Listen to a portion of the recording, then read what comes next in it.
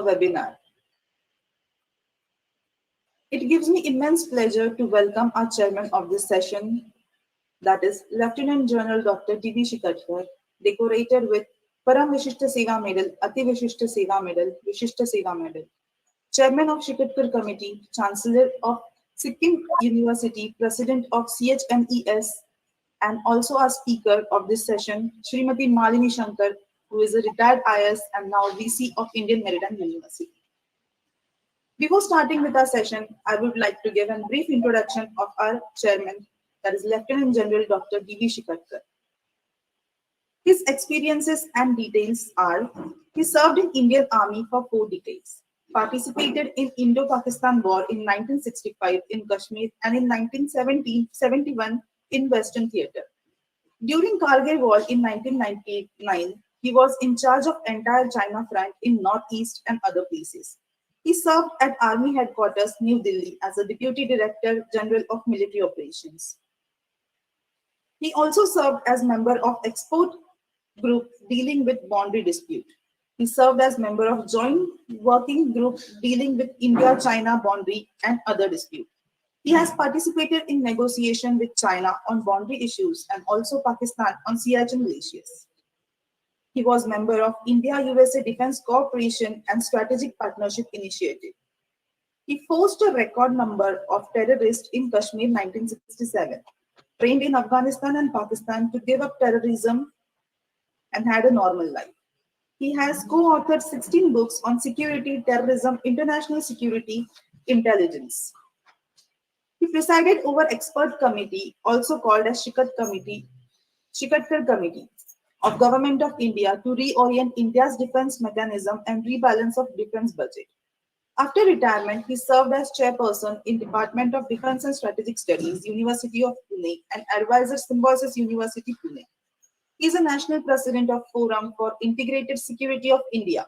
He distinguished fellow at Center for Joint Warfare. He devotes his time and energy to prepare the young generation to face challenges in 21st century. His qualifications are Bachelor in Commerce, MSc and MPhil in Defense Studies, PhD in Management Science, PhD in Defense and Strategic Studies. And he is pursuing his third PhD in Psychological Warfare, Post-Graduation Diploma in Ecology and Environment, and also has a Post-Graduation Diploma in Weapon and Equipment Management. He has been awarded Paul Harris Fellowship by Rotary International. Thank you, sir. Now I please request our Honorable Chairman to introduce our speaker.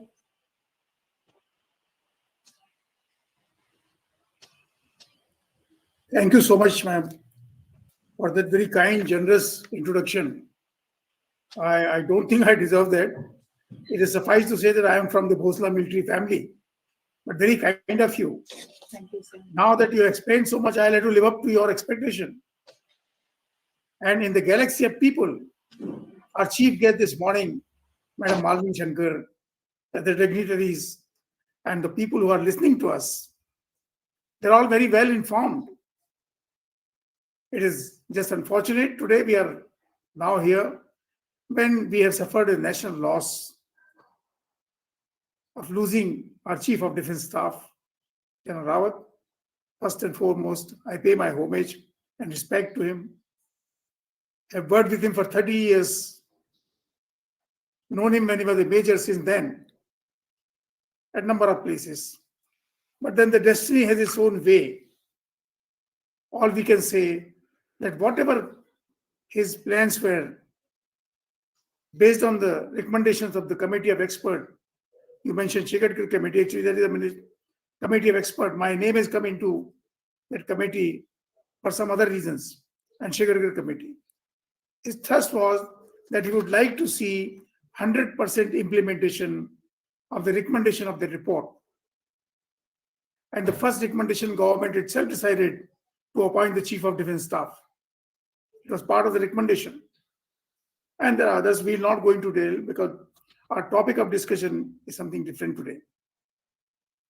We are honored to have Madam Malini Shankar with us,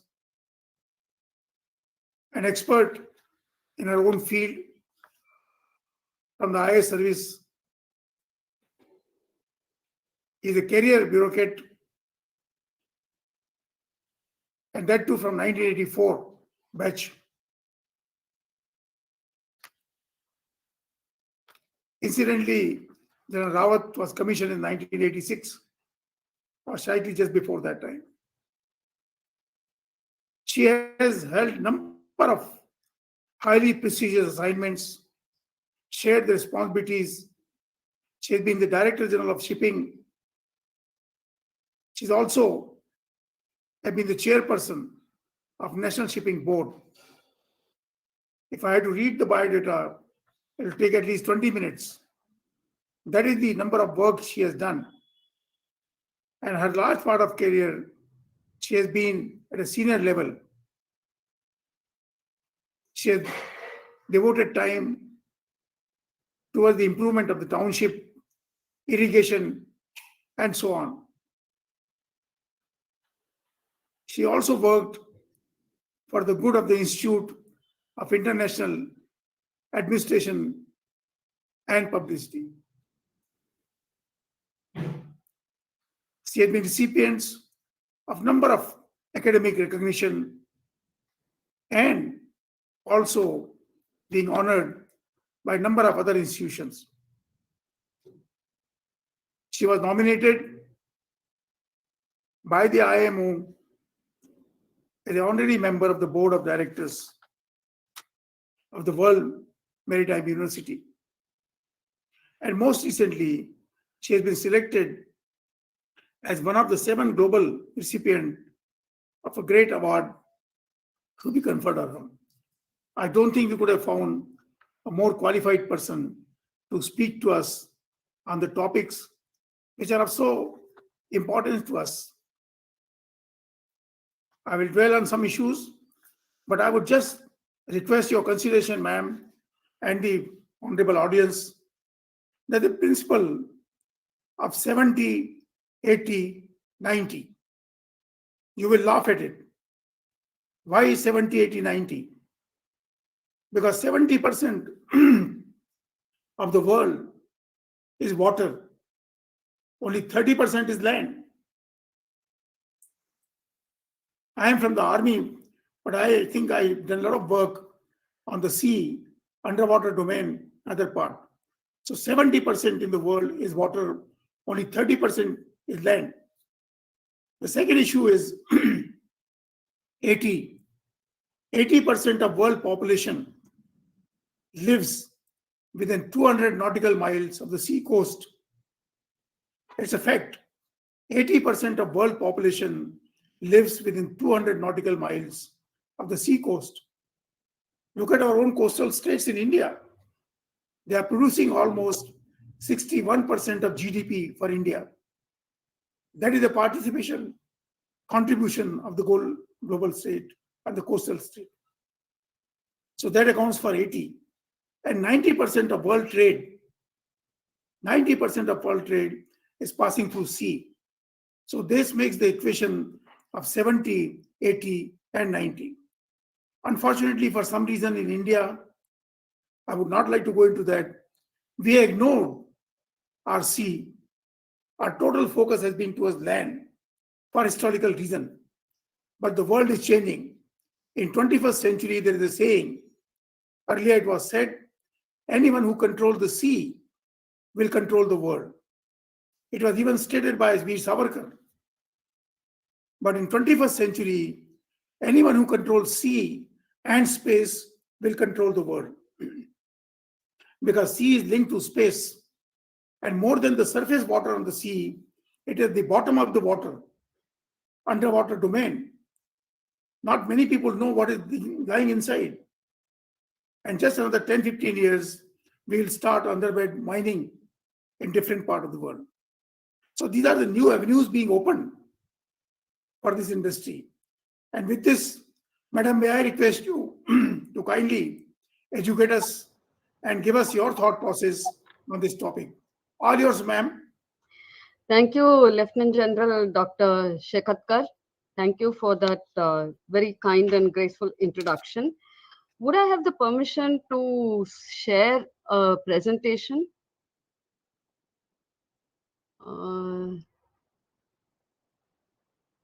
think I'd like to, I had mentioned that I would like to share a presentation. Would it be possible? Can you hear me? Am I audible? Yes, ma'am. I had sent a presentation. Would you be able to share it for me? Okay, ma'am. Just give me a minute. I'll share it.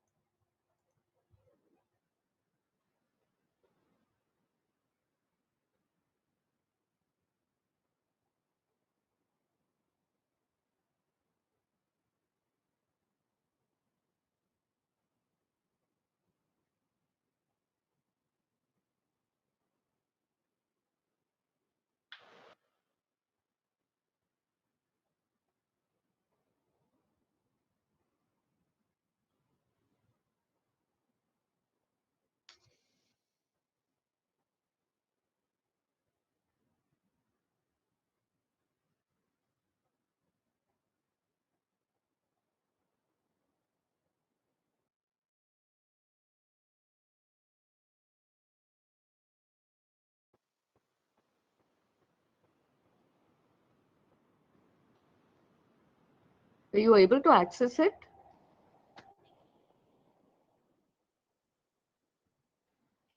I'm waiting because I think I would, at least one of those slides I wanted to show was something very interesting.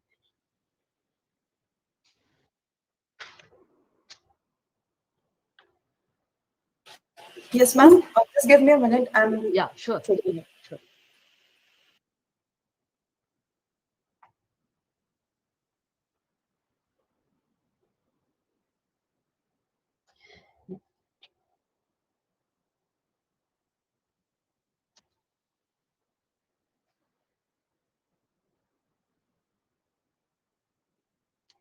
Yeah, thank you.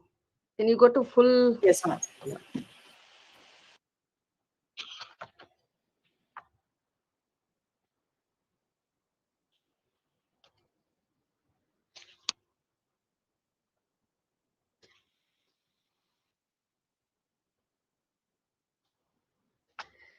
I will start in the meanwhile. Um, Thank you very much for the introduction, as I mentioned. At the outset, I would like to thank Captain Dr. Naravane for having invited me to share my thoughts. I have been requested to speak on the subject, Skilling for Shipbuilding, Orienting India's Maritime Education to meet the shipyard industry demands of the 21st century. I must confess right at the beginning that I am neither an expert in shipbuilding nor a die-hard academic in the sense that many of you might be. My thoughts are founded on the insights gained in the past few years that I've spent in the shipping sector and my innate desire to enhance capacity building in general and to raise the standards of training in particular. I thought I will begin my talk with sharing two aspects that have, that have inspired me. Can you go to the next slide, please? Is it possible to go to the next slide? Yeah, just stop here. So the first thing is an experience of a visit that I made to Mandvi in Gujarat. Now, this is in the Kutch area of Gujarat, and I had half a day to spare when I was going to the Kutch festival. And I expressed my desire to go and see the building of wooden ships. Now, interestingly, when people spoke to me about wooden ships being built, I imagined a small wooden trawler. But then when I went there to see it, it was immaculate 1,000 tonner, and they have been sailing for decades or centuries rather between the west coast of India and the coastal areas of the Middle East. These are the ships which, along with the Arab dhows, have carried on maritime trade between these regions for centuries. Now, what is very impressive, you see this person standing here, so you will see the magnitude of the ship when it is being built. And why do I present this slide in this webinar? Because when we talk about shipbuilding, we're talking about engineers, we're talking about technology, we're talking about modern science. These ships have continued to be built in the same fashion that they were built about 400 years ago. And while I was there were two ships being built, and the people working on it did not have an engineering degree. The supervisor was perhaps just an experienced fisherman or a person who has learned this craft over the decades, and the actual workers were, I found out, fourth standard, fifth standard pass. And this ship, they were, it does not have modern technology. And they use some special fish oil to put all the joints together, and it never leaks. Another interesting aspect that I learned there was, in the past 50 years at least, they have not had a single accident involving this ship. They sail on the high seas with the minimum. Nowadays, they do have motors, and previously, 100 years ago, they did not, it was not a motorable vessel. But with the minimum technology, they have been able to sail the seas in a safe and secure manner. This is our heritage. How many of us are even aware of this heritage? Our engineering graduates are taught about ship design and ship manufacture, naval architecture, with hardly any reference to what we were capable of and we are perhaps still capable of. So am I advocating this so that we continue to just remain in the old construction mood? No, but we have to be proud of our past, and we have to, and more importantly, the skill and the precision with which these ships are still built by dedicated people. I was speaking to the chairperson of the Cochin uh, shipyard, and he mentioned that, the CUSAT, where he studied, this is the Cochin University of Science and Technology, which gives BTech degree in marine engineering. It was set up with the help of German professionals. And the German chief who was there, when they told him about these ships which were built, not in Kutch, but there's another place near Calicut where wooden ships are built. And the German professor just poo-pooed the whole idea. And when they were insistent that these are extremely well-built ships, he gave them a calculation. He said, okay, these are the specifications, and I want, could these people who are building these wooden ships near Calicut tell me the dimensions if I give a problem? The people wrote down the problem in pieces of paper, and when they gave the solution, the German professor, was astonished that it was correct to the closest second or third decimal point. So this is the heritage which we have. This is the heritage. I'm not speaking of this as heritage alone, the skill that we have, and perhaps we have forgotten. The second aspect that impressed me was, I was reading a book. I don't remember the name of the book, but a chapter was on the maritime history of India, a historical perspective of shipbuilding. And I think the inaugural session had a speaker who referred to this very briefly. This was in the 18th century. The Wadias were building ships that would sail across the seas and go to England. But the British wantonly scuttled the Indian shipbuilding industry. We were among the best in the world. Of course, our skills go back to the Cholas and perhaps to the Vedic ages, but as late as the 18th century, we were actually some of the best shipbuilders in the world. But we were scuttled because the British felt threatened with our knowledge. So yes, we have moved away from the ships towards the land. With the advent of railways, with the advent of roads, we just forgot the seas. And rightly, both the Honorable Prime Minister, the Government of India, and all the stakeholders are bringing the attention back to this sector. In more recent years, all of us are aware that the Government of India has evinced high ambitions in Indian shipbuilding and upgradation of port facilities through its Sagarmala project. The government of India's Make in India and Skilling India will definitely lead this industry to new heights of success, and modernization of the industry will make high demand for skilled manpower. The next slide, please. Yeah, these are some of what I mentioned. In fact, the ships built by the Wadias lasted 30 years against the average lifespan of 12 years of the English vessels. This was the skill that we had.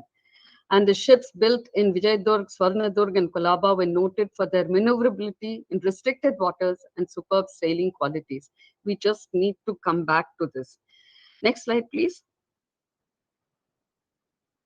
Now, the major challenge cited by the shipbuilding industry in India is the delayed delivery of the ship, and they're touted to be of suboptimal quality compared to leading shipbuilding nations. Both these problems are unfortunately directly linked to the availability of trained manpower. This has been mentioned in the report prepared by the Department of Scientific and Industrial Research in 2013. This was issued by the Ministry of Science and Technology. I understand that unfortunately nothing much has changed since then. The vital part is the creation of multi skilled technicians in various aspects of ship production and repair. Shipbuilding, as my first slide showed, is both an art and a science. It is not just pure science, it is also an art if you look at certain aspects. Shipyard and shipbuilding is a major business center which consumes the output of several industries. It's highly labor intensive and supports a large pool of talented human resources. Around 40% of the total cost of building a ship can be attributed to these human resources. The shipbuilding industry has the potential to employ a diverse categories of human resources, spreading across a broad educational spectrum, not just technicians and technical engineers, but also management specialists, information technologists, financial, commercial, and legal personnel, as also subcontractors and vendors. It is estimated that the sector has the potential to generate employment for 2.5 million persons. That's 25 lakhs, half a million directly and 2 million indirectly in the core sector of shipbuilding and ancillary industry. So now going back to the Hori Pass, the ancient Lothal ports, the adventures of the Cholas, and the potential of employment, they need to be rediscovered. What stops us? The four factors. One, is it skill? Are we lacking the skill? Because the feedback is that we do not have designs. All our ship designs are imported from foreign countries. So, are we lacking the skill? Are we lacking the skill in state of the art technology? Number two, is it the ease of doing business that we are bad at? And this has been pointed out time and again by the central government. Um, when I say ease of doing business, it covers end to end. Is there financial, what about access to finance, access to capital? What is the rate of interest? What about the speed of construction? What about the international comparisons when it comes to financial viability? The third is often cited are productivity and efficiency issues. Is our productivity lower when compared to other countries? Is our efficiency, lagging behind such that there are delays in delivery? If you ask some of the private shipyards, they tell you that they do not have an even playing field. So what is to be done to give an even playing field? What exactly is even playing field? If you ask the ship owners, they prefer to buy the ship from abroad because there is no even playing field. The GST, for example, is very high if it's made in India. And if we import from foreign countries, then it is much cheaper than actually constructing in India. This is contrarian to the expectations of the government that we actually make in India. Despite the subsidies, I think this year subsidies total of 1600 plus crores has been set aside as subsidies for construction of ships in India, as also a policy that anything less than 250 crores the vessel has to be built in India. But I think we need to do studies as a university and as professionals, as stakeholders in the maritime sector, it's worth doing detailed studies as to whether the subsidy is sufficient to attract the investment and attract the people to make in India rather than buy from outside. This study would go a long way in actually perhaps understanding whether it's a right policy, taking midterm corrections if some corrections have to be done. While giving this subsidy, the other thing is, is there a possibility that we actually tie it uh, to increasing the number of training berths on these ships so that we have manpower trained on these latest ships? And the last point, what stops us, I thought, is do we have fire in the belly? This is a term that I've heard from Kapil Dev using it very frequently. Do we have fire in the belly to actually construct the ships?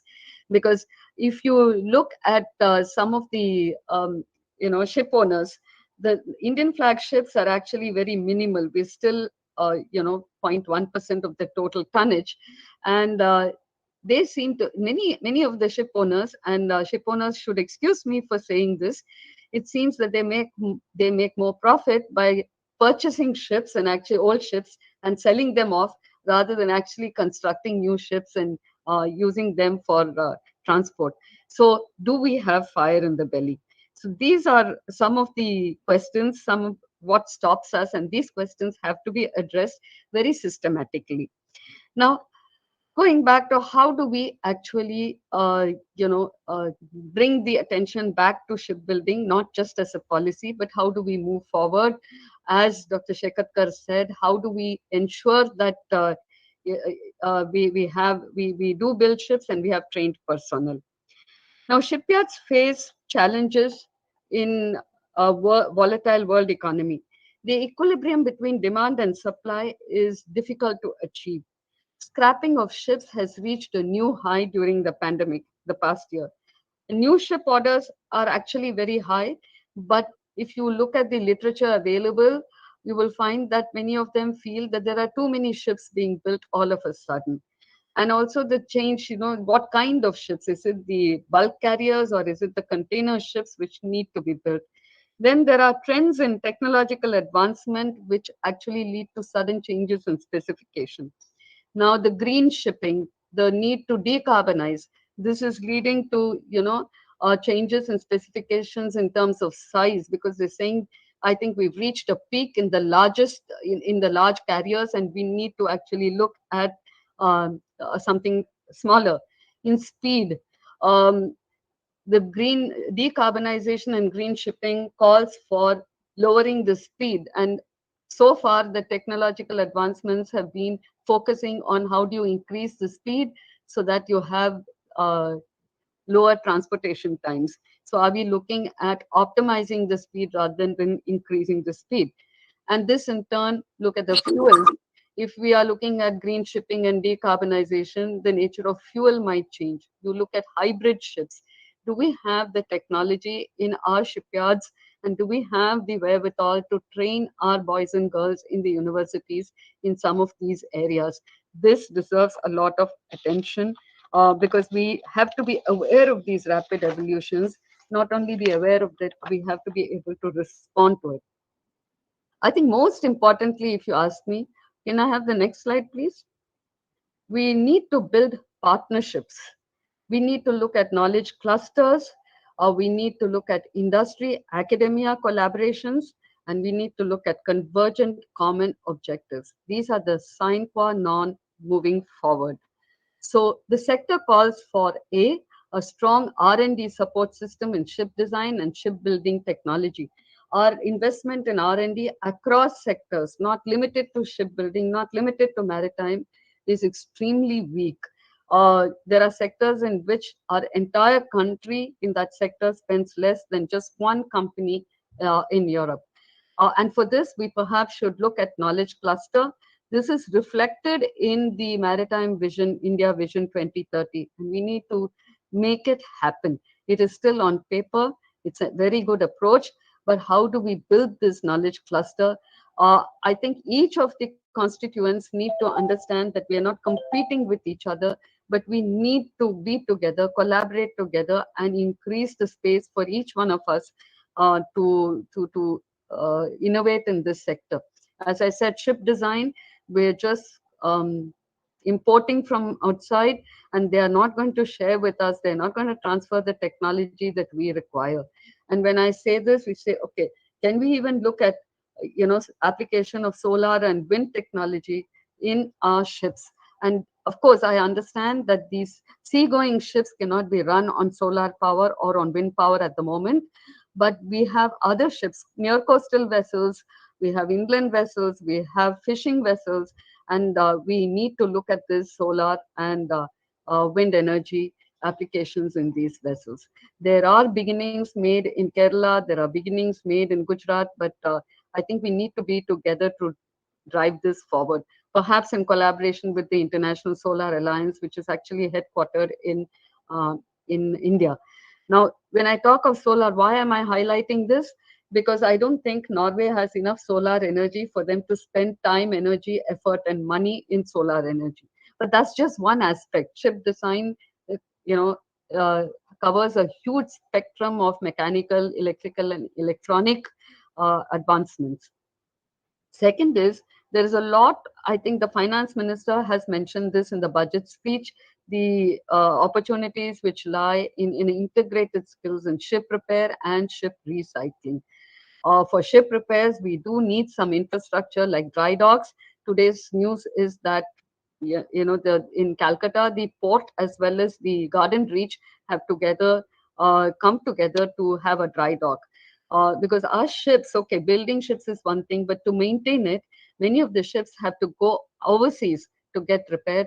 And once they go to China, they that is where some of the ships I know go.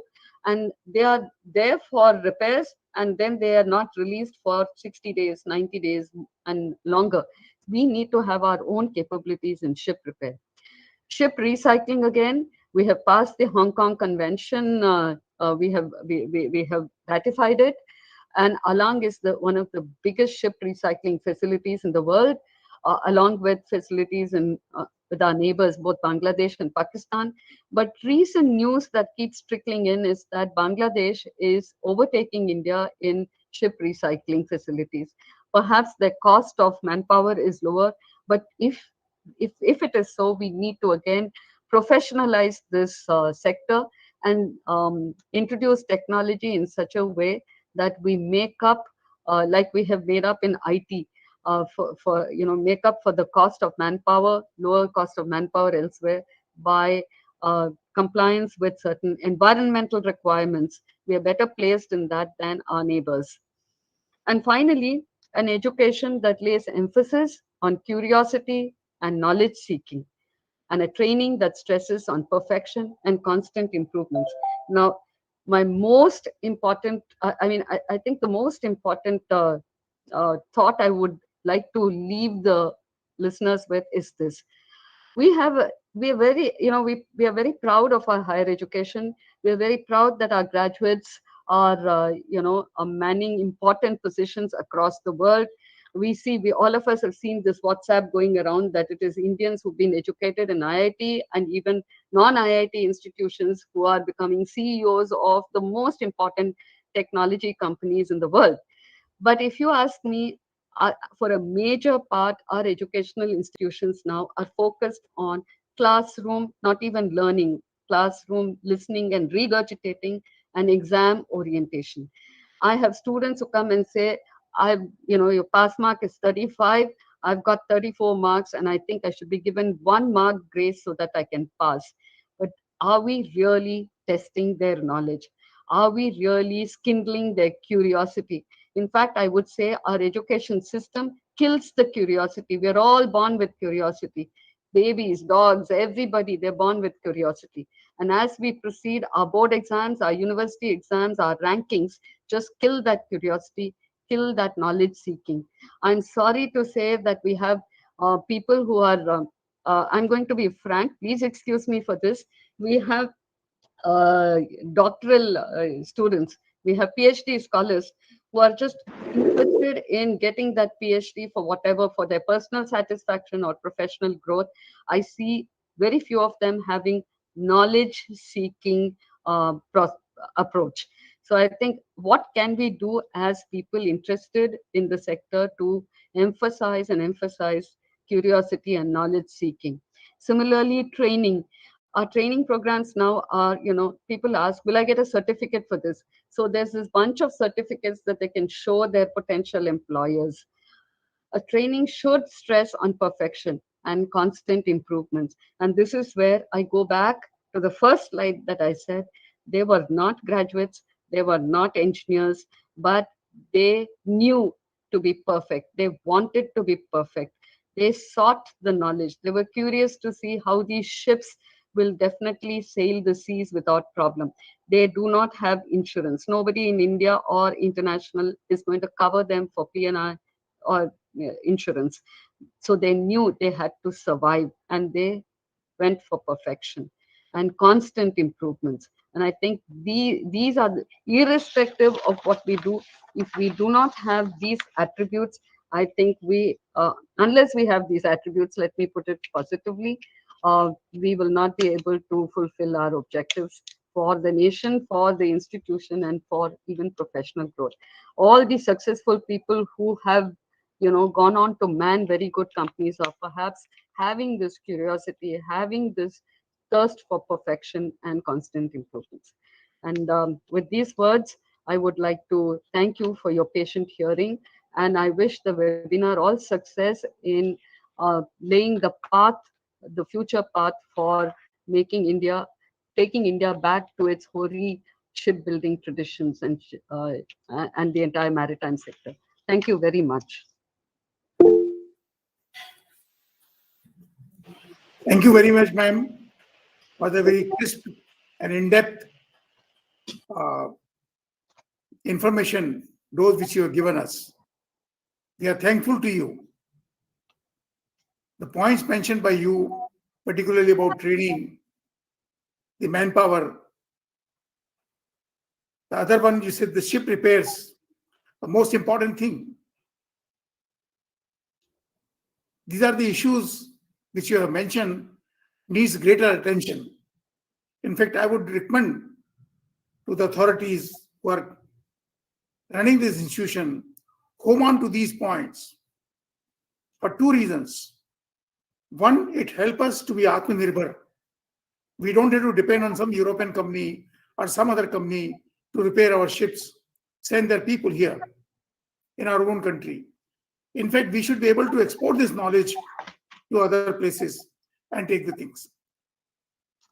And second point is, today, the ship business has become very highly competitive. It is like who sent the satellite to the space first? Whose ships will reach where first?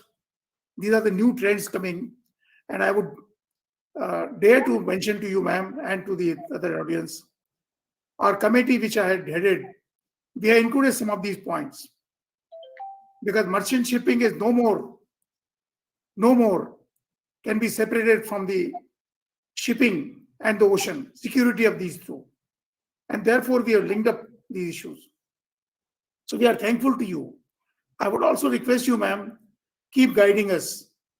Whenever we need some advice, we'll be grateful to you, because our major thrust is our young generation. I can foresee in years to come, even the girls will be joining the merchant shipping. If they can be part of the Indian Navy or US Navy or any other Navy, what stopped them from being a commander or the captain of a ship? Nothing stopped them. The ship doesn't ask you, are you a male or a female? It is knowledge and the technology. The computer you operate, it never asks you what gender you are, what color you are, how qualified you operate. So as the education level is going up, as the education standards are getting into the world domain, and as Indian youth is getting exposed, I think we have got a tremendous scope. So we are grateful to you. I think there are a few minutes left. If with your permission, I will just make few points. You mentioned somebody has raised a hand. Perhaps they have a question. I'm just taking on that. Yeah, sorry. Just 2 points, and then in case there are questions, and thereafter I'll sum up the whole thing. Madam mentioned about the oldest port in the Kutch Bhuj areas. You would recall the Prime Minister of India, while speaking at the United Nations, he mentioned a place known as Lothal, the oldest ship port of that time. You will also probably be knowing that the shipbreaking yard at Salang, again in Gujarat, is a well-known place. They buy the old ship, they break it into parts, and many of them are now converted into smaller ships.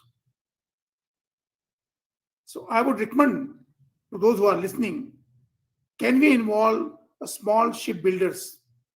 The reason being, in Middle East, the country like Oman, you can reach the sea coast within few hours. You can reach Iran. These are the countries which need expertise in shipping. And therefore, a state of Gujarat has a tremendous scope for taking a lead into this part. Before I dare to sum up, there's nothing much. In case there is any question, I will not say any comments, but any question. Comments will be a number of them. We'll welcome that. We'll welcome that. Just kindly introduce yourself, and we'll request ma'am to reply.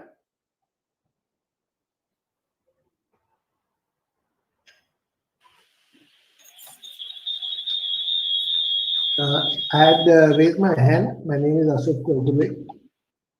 Can I? Yes, sir. Yeah, okay. A little bit of comment. I think Dr. Malini ji has made some observations interesting. I think in one sense, okay, it's really a comment. I'm sorry if I can take a couple of minutes. Like she talked about, okay, the wooden ships that are basically being built this one. And at the end of the particular presentation, she made a comment that they don't receive any insurance on those ships that are there and the qualification of the ships. At the same time, you must understand this will have a very limited capacity, okay, to carry the trade. And in some of the particular trades, it may not even be practical to do it, we have to do it. So we need to, while we definitely look at it and understand, okay, what has been our heritage, we should also look into the future and take some of the particular issues that are there, which is making both ship owning, which I will deal with in my presentation, okay, tomorrow. I see that which is making a ship in ship owning and ship operation at a little bit of disadvantage. So what we need to do is that look at what we have and let's start with building on what we have. This rather than looking at something this too much into the future. I'm sorry, I have to get a little bit of divergence from what Dr. Malini said. Yeah, point taken. Dr. Shekatkar, if I may take just a minute, you mentioned that we should look at our neighboring countries where the ships can go. Interestingly, we kickstarted, we catalyzed a group of people, a group of small shipyards in Goa to come together, and they have established, you are aware, this Konkan Maritime Cluster. When I visited Goa, I found that there was just 4 acres of land, and this shipyard owner, a private individual, in this 4 acres was constructing 2 ships, one of which was aluminium ship, and the order had come from one of the sheikhs of the United Arab Emirates. So we do have this skill. I think that's why I said we need to build partnerships. I visited them last month and I said, let us look at what we can do together in terms of R&D, because the Konkan Maritime Cluster they got some money from the Ministry of MSME for their combined activities like their engineering activities, bulk purchases, R&D, designing. So we need more of these kind of clusters. And that's where what becomes a knowledge cluster. The DG Shipping is talking to the Norwegian Technological University to see what they can bring in. So if once you have this, you know, these like-minded people coming together and collaborating, I think that would form the base where we can leverage our entire education as well as the industry. I just thought I would make a mention of that. Thank you. Thank you, ma'am. It's an excellent point which has been put up to us. And that gives me, you mentioned about Goa. When Mr. Parikar was Raksha Mantri and was heading this committee, we had requested him that Goa is the best place, best shipyard in this part of the world. And particularly right from Ratnagiri, Chiprun, that is the Konkan belt of Maharashtra. Because you can't go south of Goa because of the naval ships there. There are security reasons. And that is the reason you will recall, ma'am, the first 2+2 dialogue organized by him was in Goa, where the foreign minister of USA and the defense minister or the defense secretary of USA, they came to Goa and they wanted that. And we should cash on to that. The second thing we had requested him, you know, it takes time with the people when they go. The people say, "Arey, chodo yaar, kya karna hai abhi?" We wanted an integrated airport, a seaport, and the railway terminus. That means the ship comes straight to the port, it get unloaded, you come straight to the airport or to the railway siding. Because the unloading and loading time in India, it got, my God, it is an eye-opener. I have seen Singapore, I have seen some of the countries in Asia, my God. I tell you, you can be held to ransom. And today the concept has come of floating warehouses where the people are keeping their tonnage stored on the ships. And if they come to know that the cost of wheat has gone by 2 rupees in so-and-so country, they tell the ship, move now. They book the things. Now that is the fast speed required if you really want to do the business profiteering. So we are grateful to you for giving this thought. We thank. And probably one of our recommendations also is there, because as we come closer to Bombay, the chances are less. Gujarat is another place where this thing can be done. Yes. In case if there is anything else, anyone want to have any question? Yes, sir, kindly.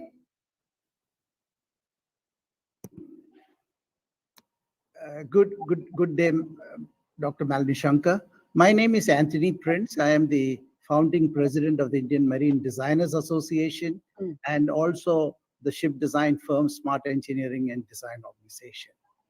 As we all know, the Maritime Vision 2030 is to reach 500,000 gross tons capacity of shipbuilding. And we also know the current capacity is only 30,000 gross tons, which means in next 10 years, we have to reach at least 20 times our current capacity. And ship design professionals and shipbuilding professionals are the essential factor that is required to achieve this dream 500,000 gross ton capacity. As the nation's top educator, I would like to know what specific syllabus and plans that Indian Maritime University is carrying out in terms of educating and bringing out these professionals that are required for future shipbuilding. Thank you. Thank you, Mr. Prince. Now, I think you are, most people would be aware that in the university system, the syllabus is actually reviewed every few years. It's revised every few years. In fact, it's revised only every 5 years. Here, I'm trying to see whether it can be reviewed periodically, not wait for 5 years. That's one thing. The second is the review, which is normally internal. I said this sector is actually very consists of applied technology, applied science. It's not basic or pure science. So the review has to be conducted in consultation and in conjunction, taking the inputs from the industry. So that is where we stand. But we also, depend on what the industry inputs. So if the industry says this is what should be done, we will take that into consideration, number one. And number two, we need people. For example, there's a huge demand for saying we need to introduce AI and ML in the curriculum. Yes, we can introduce, but that is the easier part, saying, okay, AI and ML should be used in the curriculum. The slightly difficult part is what does it replace, because you can't increase the number of years from 4 years to 4.5 years for the BTech. But a most challenging part, according to me, is getting the right personnel to come and deliver that knowledge, to transmit that knowledge. We need very experienced people. We need people from the industry. We need people who are on ships and would come and share their knowledge, both constraints as well as where do they see the future. So these are the three aspects. Revision of curriculum is, in my opinion, easily done thing, provided the head of any university or any institution says it has to be done. But the second and the third part is a challenge, and that is something we need to build again by partnerships. Should everybody, if there is an AI and ML expert, if there are half a dozen of them, how do we utilize them combinedly? Whether it is Mumbai University, Indian Maritime University, Gujarat Maritime University, I think we are on a competitive mode now, and the virus is showing us that if you are going to compete, you're not going to succeed. It's the era of collaboration, and I think we need to learn to collaborate and partner. That's a thought I would leave you with. But we had, incidentally, the Indian Maritime University, we have created a specific chair for industry academia interaction. This is in line with the expectations of the new education policy. And this is not the the research chair or the academic chair that has been prevalent so far. This is a chair that was responsible for identifying the needs of the industry, identifying projects in the industry, and bringing it into the university, simultaneously seeing whether the students can actually work on these projects. So this is an example of the partnership and the collaboration that I speak about. I want to say it's not just speechifying, it is also we are trying to take action on it. We have the person in place, and about 2 to 3 weeks ago, and he has started work on it, and hopefully this will be the beginning of more rich, enriching, and fulfilling partnership with the industry. So I'd like you to come and join us on that.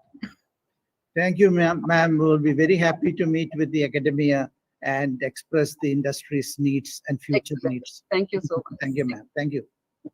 Thank you so much, sir. And thank you, ma'am, for responding to that. I've been told that I have got just 3 minutes to sum up the whole thing. I won't take more than a second more than what the time has been given. I will not say conclude, not to sum up. I'm too small a person when the eminent people are speaking in this house. But when it comes, you may recall the birth of Israel as a nation, the credit goes to India. In the Battle of Haifa, Haifa is a township on the sea coast. I go there, I speak in that university sometimes. It was the Indian lancers with their horses, which were sent in 18. They fought the battle, and the Mesopotamian Empire came down like a brick, and Israel was born. Now, that is the capacity, and endurance of the Indians, even at sea.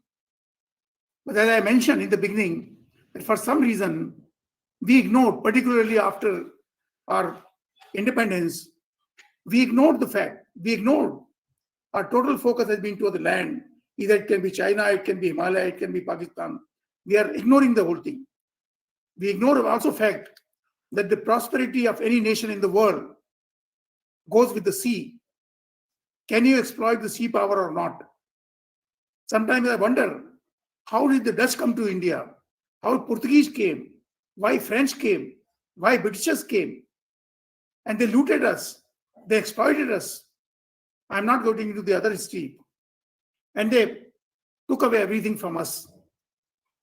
I don't want to say that we should be going out, but can we extend our tentacles? We are surrounded by sea from 3 sides, east, west, south. We and Sri Lanka are the only civilization south of which there is no human being lives. Now that is our property. Americans have some reasons why they have clubbed Indo-Pacific region. So far, Pacific region was totally different. Indian Ocean region was totally different. It is not so much for security, but it is for trade. It is for commerce. It is for the security of shipping. That is the reason why they want to club these two on the point. My next point for your kind consideration is, in the world, we got 8 choke points. You will know them. There are people from shipping industry. There are 8 choke points. It can be Straits of Malacca. It can be Suez Canal. It can be Hormuz. It can be in Mediterranean. You choke these and the entire world will come to a grinding halt. The entire 80% and 90% will come to a grinding halt. Can we develop some sort of expertise in India to keep a watch? Just few months back, you see what happened. One of the ship got stuck up in Suez Canal and the prices went up and billions of dollars had to be paid or had to be spent. I'm told, I'm now learning from it, since I deal with the security, this was a deliberated ploy. It was not accident. We are getting some inputs on that. Assuming tomorrow somebody tries to play dirty, can we develop this sort of expertise? And my request to Commander Dhankar is, sir, can we start thinking in our academic field to teach some of these issues? This is my request to you. Next is, as I mentioned, maritime security. It is not confined only to them. Now the marine security, the shipping industry, the Navy, the Coast Guard, everybody has now to work together without transgressing into somebody else. Just see, when the pandemic was there, the Indian Navy, we had brought back thousands and thousands and thousands of people back home to ensure that we can't leave them there. So change of role can also be demanded by people in that part. Like we use our entire air fleet, air force to bring back our people. This can happen anywhere in the world. Japanese want to invest $20 billion along the sea coast between Goa and Konkan.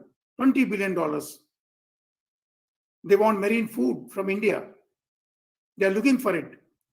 And there are persons there, the Gadre family, their aim thrust is now to ensure that the loss of fish does not take place. 35% fishing of fish is going waste. Now somebody can say, no, this is not our job. Now this can be one of the part of the things to be done. And therefore, the ship repairs also is a very lucrative business now. We know this is being done in South Korea. We know this is being done in Europe. I think India has a tremendous scope. And if we fail, we cannot blame anybody else. We are eminent people in this seminar, in this webinar. We have academic qualifications available to us. We have the training establishment available to us. Can we let us put our hand together, think of India, think of children, think of our young generation, and look at the shipping industry, the number of jobs they are doing. And I am surprised to see 3,000 Indian shippers. They are languishing in jail in the world. 3,000 of them. That is the danger. So you will be knowing it better because you are dealing with them. 3,000 people are inside the jail on one pretext or the other. You are put into jail based on your qualification. Now, these are the issues which should be drawing our invitation. Once again, I thank Captain Narone. I thank the Kanoji Angre Institute, all the panelists, ma'am, to you and to participant. We are grateful to you. Wish you all the best. God bless you all, and hope to meet more often and discuss some issues which are relevant to us. Thank you so much.